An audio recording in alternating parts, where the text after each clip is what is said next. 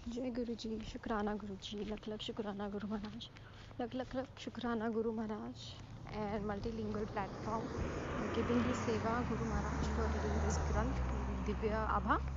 संगत जी, आज हम पढ़ेंगे मेरे अंधकार में जोत जलाई, पृष्ठ 123 से 127। मनुष्य के जीवन में कुछ ऐसी घटनाएं होती हैं जिनको सहते हुए यही कहा जा सकता है कि संभवतः ईश्वर की यही इच्छा होगी। मुझे नव जीवन प्रदान करने के लिए मैं सदा गुरु जी की आभारी रहूंगी। गत घटनाओं का अवलोकन करते हुए मैं उनको बोध कर सकती हूँ, पर उस समय कारण मेरी समझ से बाहर थे। दुर्भाग्य मेरी नस नस में भरा हुआ था, मुझे अत्यधिक पीड़ा थी। मेरे जीवन का हर अंग भौतिक और मानसिक व्यथा से परितप्त था। यद्यपि गुरु जी ने आकाशदीप बनकर मेरे जीवन में प्रवेश किया था, मुझे अपने अंधकार और निराशा के अतिरिक्त कुछ दृष्टिगोचर नहीं था।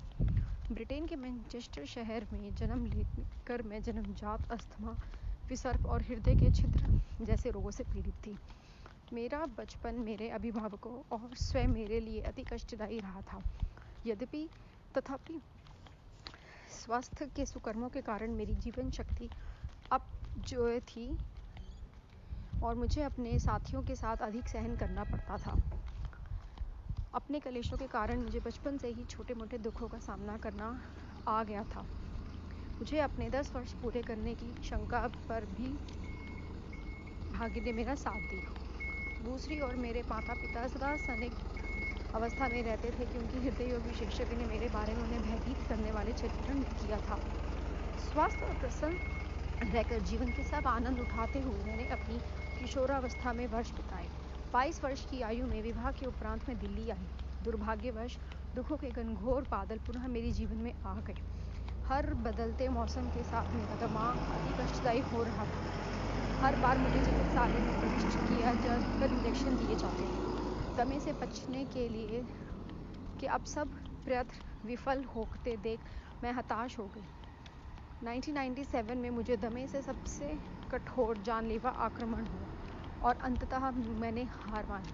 मुझे याद है कि मैंने अपने हृदय में प्रार्थना ही कर रही थी कि यह अंतिम हो, क्योंकि मैं और सहन नहीं कर सकती थी। उन्हीं दिनों मेरे पूर्ण शरीर पर भयंकर त्वचा रोग हो गया।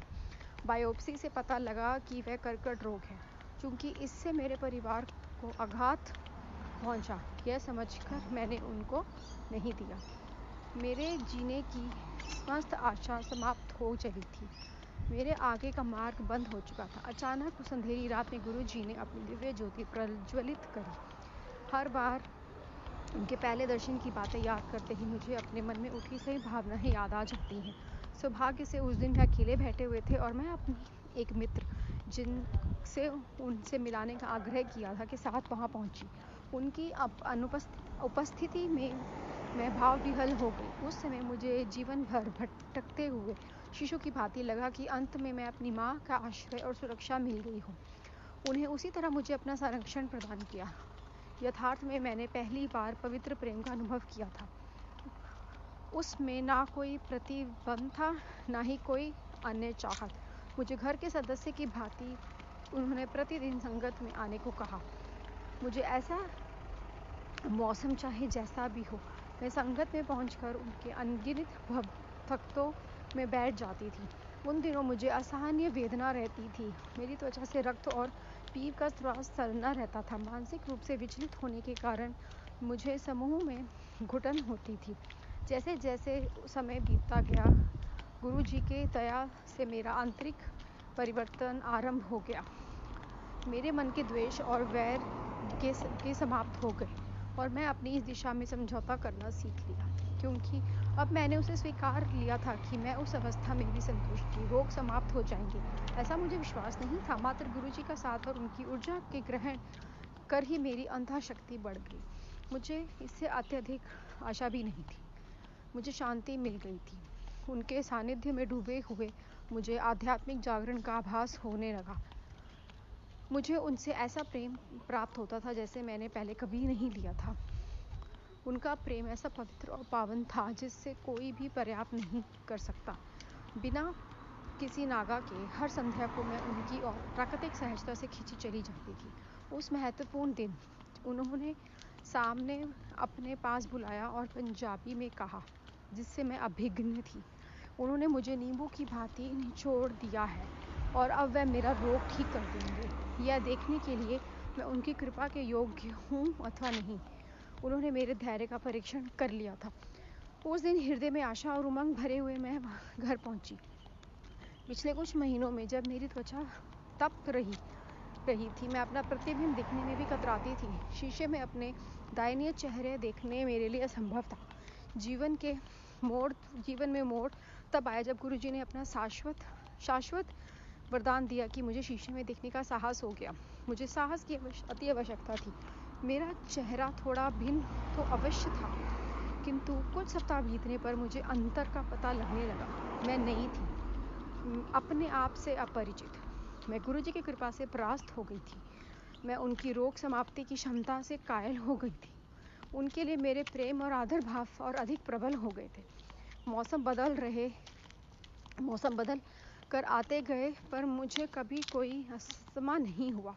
मैं दिल्ली के प्रदूषित वायु में भी किसी भी अन्य नागरिक के समान श्वास लेती हूँ। गुरुजी ने मुझे नवजीवन प्रदान किया है और यह भी बताया है कि मैं उनके हस्तक्षेप के बिना मेरा जीना असंभव था। उसी वर्ष के शुरू में एक ज्योतिषी भी मिले थे। उन्होंने मेरी अल्प आयु की भविष्यवाणी करी थी। मुझ में हुए परिवर्तन के शब्दों को व्यक्त करना मेरे लिए अत्यंत चुनौती भरा है।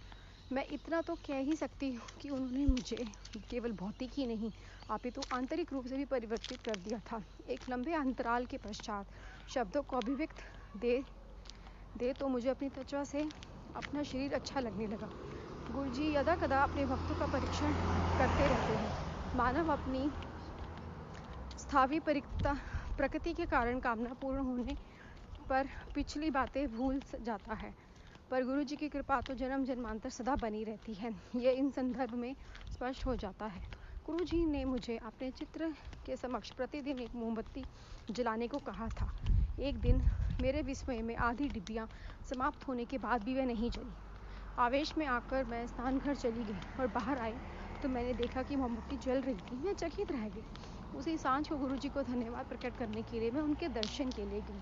यद्यपि वह मेरे जाने का निर्दिष्ट दिन नहीं था, मैं जैसे ही उनके चरण स्पर्श के लिए झुकी, उनको धीमे से अपनी दयालु आवाज़ में प्रश्न किया कि